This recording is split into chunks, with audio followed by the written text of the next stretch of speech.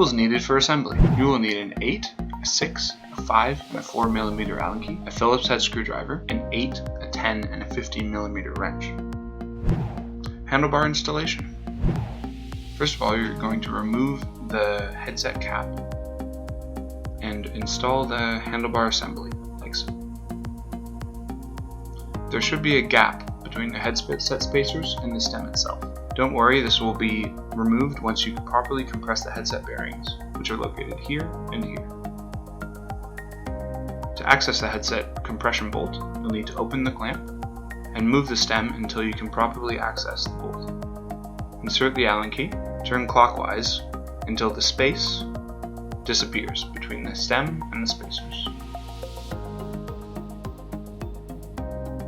The next step is to properly align your handlebars and choose your handlebar position.